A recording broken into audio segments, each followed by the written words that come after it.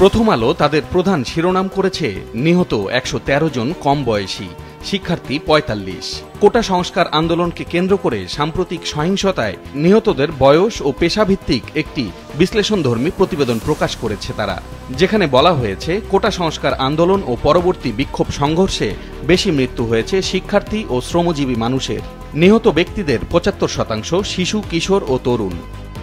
পত্রিকাটি আরেকটি শিরোনামে বলছে, বৈষম্য বিরোধী ছাত্র আন্দোলন, ভিডিও বার্তায় কর্মসূচি প্রত্যাহারের ঘোষণা ৬ জন সমন্বয়কের।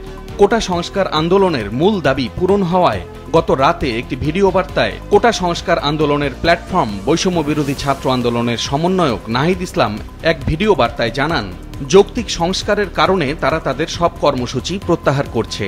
অবিলম্বে শিক্ষা প্রতিষ্ঠান খুলে দেওয়ার জন্য সরকারের প্রতি আহ্বানও জানানো হয়। প্রথম আলো শেষের পাতায় একটি শিরোনাম করেছে, বৃষ্টি বাড়তে পারে কাল থেকে। প্রতিবেদনে বলা হয়েছে, শ্রাবণের মাঝামাঝি এসে বৃষ্টি কমে গেছে। গত শনিবার থেকে দেশের অন্তত ১৬ জেলায় তাপপ্রবাহ শুরু হয়েছে। তবে আবহাওয়া অধিদপ্তর বলছে, মঙ্গলবার থেকে আবারও দেশের বড় একটি অংশে বৃষ্টি হতে পারে।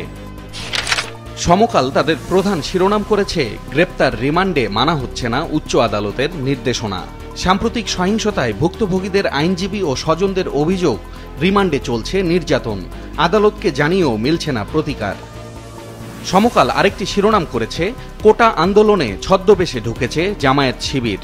রোববার গণভবনে বাংলাদেশে নিযুক্ত স্পেনের রাষ্ট্রদূত প্রধানমন্ত্রীর সঙ্গে সৌজন্য সাক্ষাতে গেলে প্রধানমন্ত্রী বলেন, জামায়াত শিবিরের সন্ত্রাসীরা প্রাথমিকভাবে লো প্রোফাইল বজায় রেখে কোটা সংস্কার আন্দোলনে অংশগ্রহণকারীদের ছদ্মবেশে প্রবেশ করেছিল, কিন্তু পরে তারা বিপজ্জনকভাবে আন্দোলনের সামনের সারিতে চলে আসে।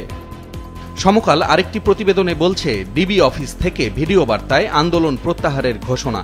রোববার রাতে বৈষম্য বিরোধী ছাত্র আন্দোলনের ৬ সমন্বয়ক আন্দোলন প্রত্যাহারের ঘোষণা দিয়ে একটি ভিডিও বার্তা প্রকাশ করে, যেখানে শিক্ষার সুষ্ঠু পরিবেশ নিশ্চিত করতে দ্রুত শিক্ষা প্রতিষ্ঠান খুলে দিতে সরকারের প্রতি আহ্বান জানানো হয়। একই সঙ্গে তাদের সব কর্মসূচি প্রত্যাহারের ঘোষণাও দেয়া হয়। বাংলাদেশ প্রতিদিন তাদের প্রধান শিরোনাম করেছে, আসলে নিহত কত? কোটা বিরোধী আন্দোলনকে ঘিরে সহিংসতায় এ পর্যন্ত ১৪৭ জনের মৃত্যুর খবর পাওয়া গেছে বলে জানিয়েছেন স্বরাষ্ট্রমন্ত্রী। আহত ৬,০০০, অনেকে পঙ্গু ও অন্ধত্বের শঙ্কায়। পত্রিকাটি আরেকটি শিরোনাম করেছে, ব্লক রেইডে আটক আরও সহস্রাধিক। ডিএমপিতে ২২ মামলা, আটক ২২৮। ঢাকা জেলায় ২৪ মামলায় গ্রেপ্তার ৩৫০। র্যাবের অভিযানে ৩০৪ জন গ্রেপ্তার।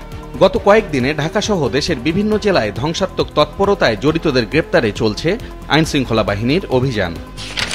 কালবেলা তাদের প্রধান শিরোনাম করেছে, গৃহ বিবাদে ধুঁকছে আওয়ামী লীগ।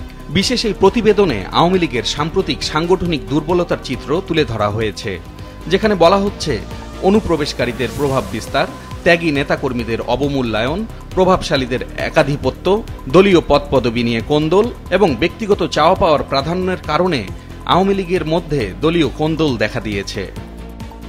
পত্রিকাটি আরেকটি শিরোনাম করেছে, সরকারের ওপর আন্তর্জাতিক চাপ বাড়াতে চায় বিএনপি। এতে বলা হয়েছে, দেশ ও বিদেশে বাড়ানো হয়েছে কূটনৈতিক যোগাযোগ, হতাহত ও ক্ষয়ক্ষতির বিস্তারিত ও সুনির্দিষ্ট তথ্য প্রমাণ সংগ্রহের উদ্যোগ নিয়েছে বিএনপি। যুগান্তর তাদের প্রধান শিরোনাম করেছে, কোটা আন্দোলনের ৬ সমন্বয়ক ডিবির হেফাজতে, নিরাপত্তা হেফাজত নিয়ে প্রশ্ন। আরেকটি শিরোনামে যুগান্তর বলছে, বন্ধ ফেসবুক, হোয়াটসঅ্যাপ, ১০ দিন পর চালু মোবাইল ইন্টারনেট। টানা ১০ দিন পর গতকাল মোবাইল ফোনে 4G ইন্টারনেট সেবা খুলে দিয়েছে সরকার। রোববার বিকেল ৩টায় মোবাইল ইন্টারনেট চালু হয়। সহিংসতার জেরে ১০ দিন বন্ধ থাকায় গ্রাহকদের ৩ দিন মেয়াদে ৫GB ইন্টারনেট বোনাস দেওয়ারও ঘোষণা দেওয়া হয় মোবাইল অপারেটরদের পক্ষ থেকে।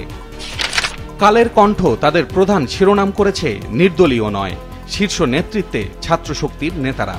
প্রতিবেদনে বলা হয়েছে, কোটা সংস্কার আন্দোলন পরিচালনায় নেতৃত্ব দেয়া প্ল্যাটফর্ম বৈষম্য বিরোধী ছাত্র আন্দোলনকে নির্দলীয় দাবি করা হলেও এর নেতৃত্বে রয়েছেন একাধিক ছাত্র সংগঠনের শীর্ষ নেতারা।